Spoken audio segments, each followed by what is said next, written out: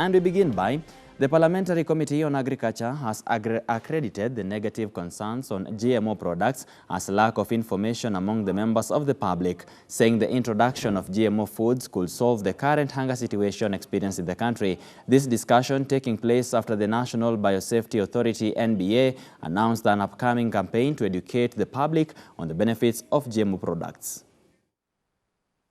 In October of last year, the Kenyan government lifted the 10-year ban on GMO products, which caused an uproar among the public and in the political due to knowledge that the product is harmful for human consumption. During a press conference in Sawela Lodge in Naivasha, Kwanza Member of Parliament Ferdinand Wanyonyi said that the lack of proper distribution of information to the public led to the concern over safety of GMO introduction. And we have agreed that we may have a session in Parliament so that they can come and make some short presentation on what GMO is about.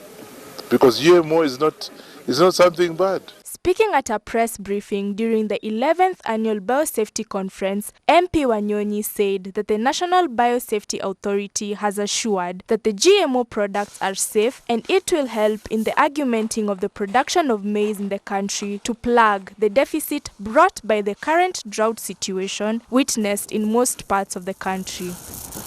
So it's only fair that members of Parliament and the general public can now listen to us after this presentation, and I was also not very convinced about the GMO. Of course, I was told that it brings cancer and all other things. It's not true. It's not true. Yeah.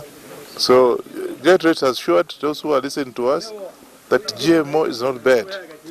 GMO is just changing the tactics of changing the products, so that the plants. On his part, the CEO of National Biosafety Authority, Dr. Roy Mugira, said they are currently seeking funds for a national campaign to educate the consumers on the benefits of GMO products. We are rolling out as part of this conference a coordinated and a well-structured public education and engagement program, and we have asked for financial facilitation to be able to develop that, either by reviving the BioAware program or even restructuring it so that we can get to the mashinani.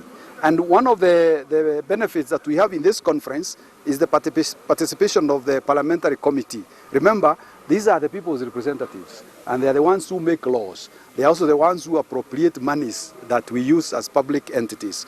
So we want to ride on that, so that we can take this message of biosafety and biotechnology to the grassroots using the devolved agriculture architecture. Meanwhile, Professor Richard Oduor from Kenyatta University said that the GMO products are not harmful for consumption, and to prove it, the students in university who study on biosafety can attest that the products have no effect on human beings. And one thing that people need to know, DNA is a nucleotide. We eat it all over. We eat DNA, and there are only 4, and I said that in my presentation. There are only 4. Those things are the same from different sources, only that the arrangement and quantity is what varies. So I don't see why people are scared about eating DNA. We eat it. When you eat maize, you eat it with the DNA. You eat beans, you eat it with the DNA. What we do in genetic engineering, we can now take the DNA responsible for proteins that is in beans that you eat anyway and move it into maize so that maize has also a bit of protein. How bad can that get really, when ordinarily you're eating githeri?